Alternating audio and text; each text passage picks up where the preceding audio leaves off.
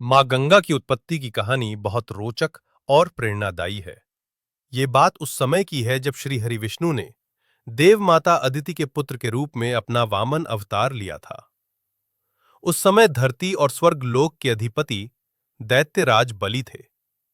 वो अपने गुरु शुक्राचार्य के बताए मार्ग पर चलते हुए निरंतर चलने वाले यज्ञ करवाते थे और गरीबों एवं ब्राह्मणों को दान देते थे। उन्हें अपने दानवीर होने का अहंकार था। उनके राज्यकाल में देवताओं के लिए बुरा समय चल रहा था। उनके राज्य में असुरों को उनकी सुरक्षा प्रदान थी, जिससे आम जन को कष्ट भी भोगने पड़ रहे थे।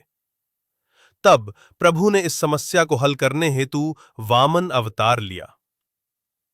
वामन देव का बलि के दरबार में आगमन बालक ब्राह्मण रूपी वामन देव दैत्यराज बलि के यज्ञ स्थान पर पहुंचे। जब बलि की नजर उन पर पड़ी तो बलि ने उनसे उनकी इच्छा पूछी। ये सुन वामन देव ने कहा, राजन, आपकी बहुत प्रशंसा सुनी है। आप दानवीर हैं। मुझे केवल उतनी भूमि चाहिए जितनी भूमि मेरे 3 पग में नप जाए। ये सुन सभी लोग वामन देव पर हंसने लगे। महाराज बलि भी अहंकार में आकर हंस पड़े। फिर हाथ जोड़कर वामन देव से और भी कुछ मांगने का आग्रह किया, परंतु वामन देव 3 पग भूमि पर अड़े रहे। ब्राह्मण बालक से महाराज बलि ने कहा, दान के लिए आश्वस्त कर, मैं पीछे नहीं हटूंगा। आखिर मैं दानवीर हूं, ऐसा तो आपने भी कहा है भगवन। मैं आपको आपकी नापी हुई 3 पग भूमि दान करने का संकल्प लेता हूं। वामन देव का विकराल रूप जैसे ही राजा ने संकल्प लिया, वैसे ही वामन देव ने विराट रूप धरा। लोग भयभीत होकर इधर उधर भागने लगे।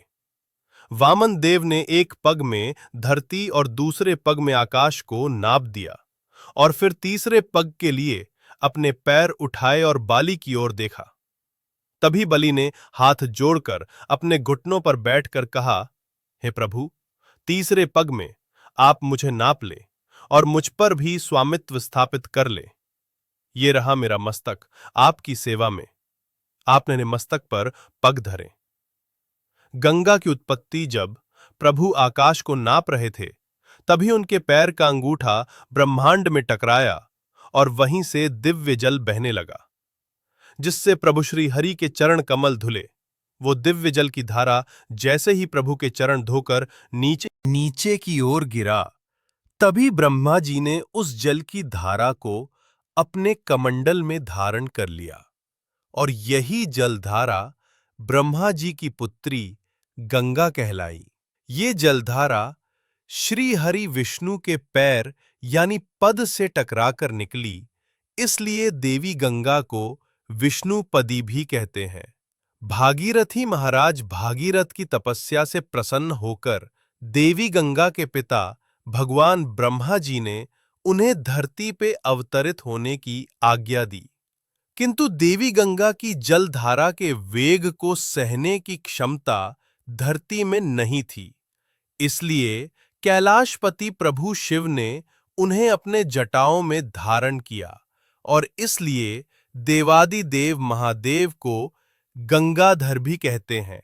महाराज भागीरथी की तपस्या से प्रसन्न होकर उन्होंने अपनी एक जटा खोल देवी गंगा को धरती पर आने दिया।